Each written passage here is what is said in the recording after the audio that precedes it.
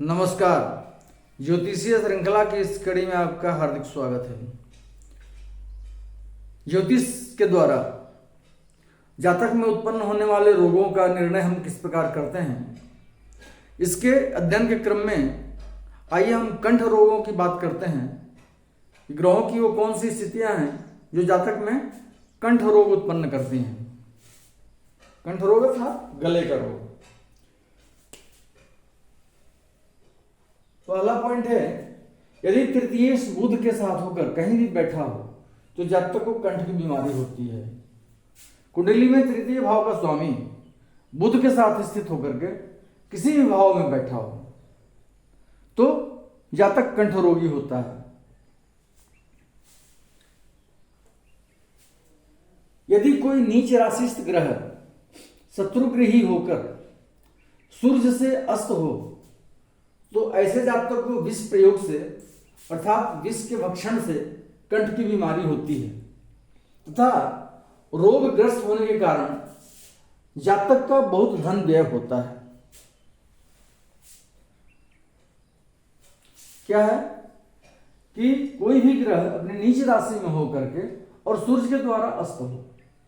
मान लेते उदाहरण कुंडली में शनि अपनी नीच राशि मेष राशि में स्थित होकर के और सूर्य के सानिध्य में आकर के अस्त हो गया है तो ऐसे जातक को विष प्रयोग से या विष के भक्षण से गले की बीमारी होती है और इस बीमारी के कारण रोगग्रस्त होने के कारण जातक को बहुत सारा धन का व्यय करना पड़ता है। अगला बिंदु है, यदि कोई पापक ग्रह किसी दूसरे पापक ग्रह के साथ होकर तृतीय भावगत हो तो जातक को कंठ का रोग होता है। कोई भी पापक ग्रह किसी दूसरे पापक ग्रह के साथ होकर के तृतीय भाव में स्थित हो।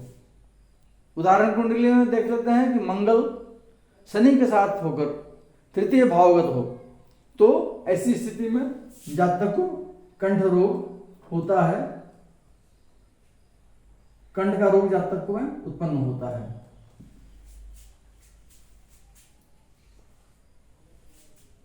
यदि चंद्रमा चतुर्थ स्थान की नवमांश राशि में होकर चतुर्थ स्थान में ही बैठा हो और उसके साथ कोई पापक ग्रह भी बैठा हो तो जातक कंठ का रोगी होता है। चतुर्थ भाव का स्पष्ट करेंगे, हमको देखेंगे कि वो किस राशि के नवमांश में है। और चंद्रमा इसके नवमांश राशि में स्थित का चतुर्थ भाव में ही बैठा हो, इससे स्पष्ट है कि चतुर्थ भाव का नवमांश राशि जो है वो चतुर्थ भाव में जो राशि है वही राशि होनी चाहिए। तो उसमें चंद्रमा बैठा हो और उसके साथ कोई पापक ग्रह बैठा हो तो जातक कंठ रोगी होता है। ऐसे जातक को कंठ में रोग उत्पन्न होता है।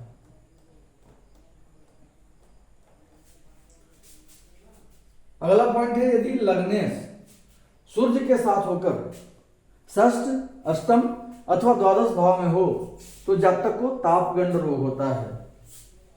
सूर्य जो है लग्नेश के साथ स्थित होकर के, लग्नेश मान लीजिए मंगल है और वो सूर्य के साथ स्थित होकर के